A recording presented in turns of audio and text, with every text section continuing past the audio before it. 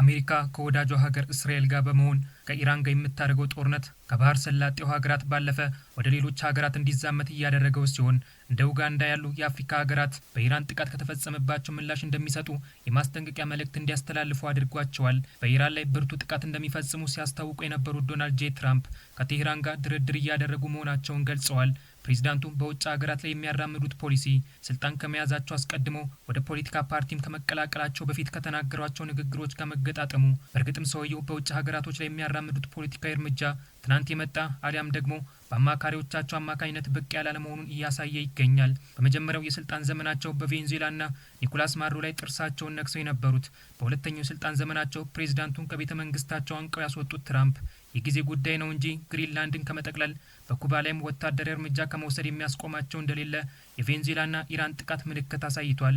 ኢራንን በመውረር የአገዛዝ ለውጥ ማድረግ ፈልገው የነበሩት ይህም ውሳኔያቸው ያልተሳካላቸው ትራምፕ የሀገሪቱን መሰረተ ልማቶች ለማውደም የ10 ቀናት እድሜ ሰጥተዋል። የዩክሬን መሰረተ ልማቶች የኢራን ሻሂድ ድሮኖችን በመጠቀም ሲያወድሙና ሲያፈራርሱ የነበሩትን የሩሲያውን ፕሬዝዳንት ቭላድሚር ፑቲን የእስር ማዘዣ ውሳኔ የወሰነባቸው የዓለም አቀፉ የወንጀለኞች ፍርድ ቤት በፕሬዝዳንት ዶናልድ ትራምፕ ላይ ይህንኑ ተግባር ይፈጽማሉ የሚለው ጉዳይ ከወዲሁ የበርካቶችን ቀልብ ስበዋል። ከወራቶች በፊት የኖቤል ሽልማት ይገባኛል በማለት በየመድረኩ ሲናገሩ የነበሩት ሽልማቱን ለወሰደችው ቬንዙዌላዊቷ ማሪያ ማቻዶ ኒኮላስ ማዱሮን ከስልጣን በማንሳት ትልቅ ውለታ የዋሉት ፕሬዝዳንቱ የመከላከያ ሚኒስቴር መስሪያ ቤታቸውን ወደ ጦር ሚኒስቴር መስሪያ ቤት ስሙን በመቀየር በዓለም ሀገራት ላይ ያላቸውን ጡንቻ ለማሳየት ላይታች ማለታቸውን ቀጥለዋል።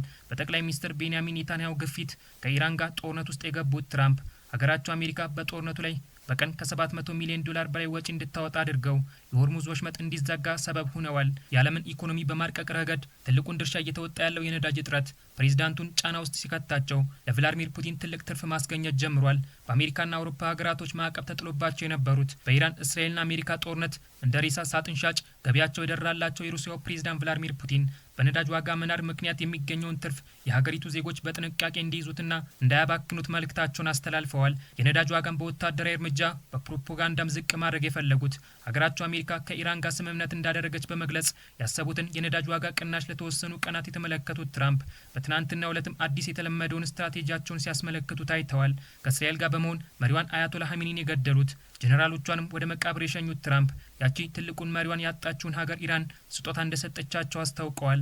በትናንትናው ዕለት በካቢኔ ውይይታቸው ላይ ንግግር ከማድረጋቸው አስቀድመው ልዩ መልእክተኛቸውን ስቲቭ ዊትኮቭን በማስፈቀድ ትህትናቸውን ለማሳየት ሲሞክሩ የነበሩት ንግግር እንዲያደርጉም ከልዩ መልእክተኛቸው ፍቃድ ያገኙት የአሜሪካው ፕሬዝዳንት ዶናልድ ጄ ትራምፕ እውነተኝነታቸውና ጥንካሬያቸውን እንዳሳዩ ገልጸው በሆርሙዝ ወሽመጥ በኩል 8 ትላልቅ የነዳጅ ጫኝ መርከቦች ባለፉት 2 ቀናት ማለፋቸውን ገልጸው በሚመጡት 3 ቀናት ውስጥ ነዳጆቹ እንደሚሸጡም አስታውቀዋል። Steve, can I reveal the president? You can do anything you want. They said to show you the fact that we're real and solid and we're there. We're going to let you have 8 boats of oil, 8 boats, 8 big boats of oil. This was 2 days ago. And they'll sail up tomorrow. That was 3 days ago. በነዳጅ ዋጋ ግሽበት አማካኝነት በዓለም አቀፍ ማህበረሰቡ ላይ ጡንቻውን እያሳየ የሚገኘው የኢራን የእስራኤልና አሜሪካ ጦርነት በአሁኑ ወቅት ድርድር እየተደረገበት መሆኑን ተሰምቷል። ከኢራን ጋር ድርድር እያደረገች መሆኑን የምታስታውቀው በኦማንና ጄኔቫ ሲደረግ የነበረውን ድርድር በማቋረጥ በኢራን ላይ ጥቃት የፈጸመችው ዩናይትድ ስቴትስ ከቴሄራን ጋር ጥሩ ስምምነት ማድረጓን በፕሬዝዳንቷ ዶናልድ ትራምፕ አማካኝነት አስታውቃለች። ከኢራን ጋር እየተደረገ ያለውን ድርድር አስመልክቶ አስተያየታቸውን የሰጡት የአሜሪካው ልዩ መልእክተኛ ስቲቭ ዊትኮቭ ሀገራቸው አሜሪካ ይህንን ግጭት በሰላማዊ መንገድ ለማስቆም ከሚፈልጉ ከክልሉና ከሌሎችም በርካታ የሀገራት መሪዎች ጋር ውይይት ማድረጓን ተናግረዋል።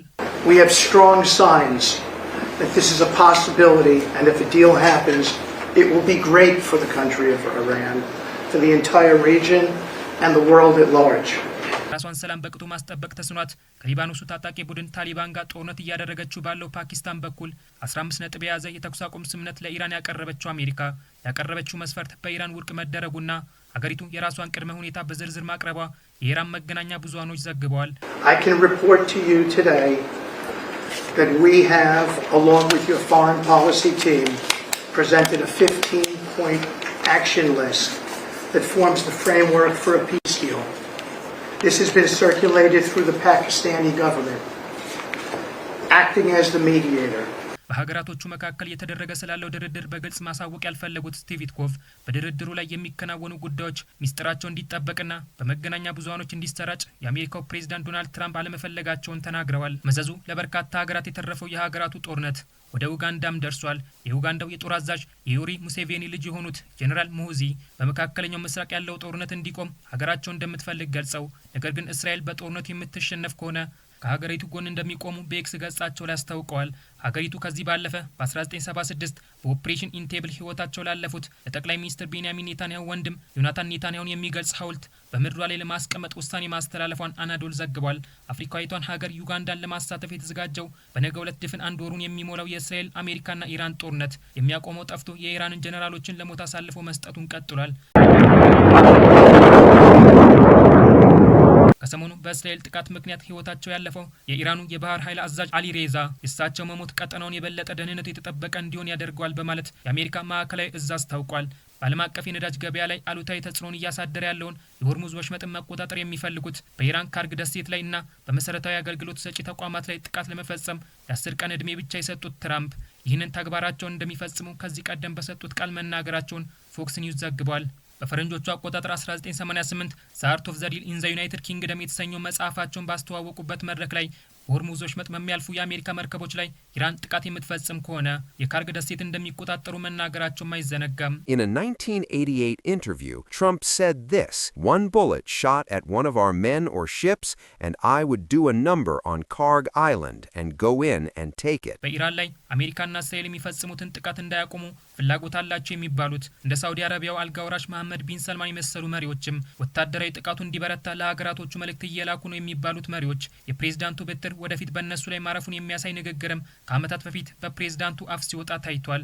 በ1987 ከሲኤንኤኑ ጋዜጠኛ ላሪ ኪንግ ጋር ቆይታ ያደረጉት ፕሬዝዳንት ዶናልድ ትራምፕ ሀገራቸው አሜሪካ ለጃፓን፣ ሳውዲ አረቢያና ኩዌት የመሳሰሉ ሀገራት ለደህንነታቸው በአመት $200 ቢሊዮን እያወጣች መሆኗን ገልጸው ነገር ግን ሀገራቶቹ ብር ማተም ብቻ እንጂ ለአሜሪካ የሚከፍሉት ክፍያ ለመኖሩን ሲናገሩም ተስተውለዋል። Japan is a money machine. Saudi Arabia is a money machine. Kuwait, these are money machines, the greatest ever created. The United States is, if it were a corporation, it would be bankrupt. It's losing $200 billion a year. For years now it's been losing that.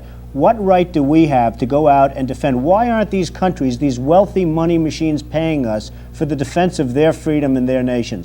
Why aren't they paying us? መርከቦቻቸው እንድንጠቀም እንኳን የማይፈቅዱልን ሀገሮች አሜሪካ ባትኖር ኖሮ በ24 ሰዓታት ውስጥ ከምድረ ገጽ ላይ የሚጠፉ መሆናቸውን ከ40 ዓመታት በፊት የተናገሩት ትራምፕ ወደፊት ፊታቸውን በሀገራቶቹ ላይ እንደሚያዞሩም ከወዲሁ የተገመተ እንዲሆን አድርጎታል።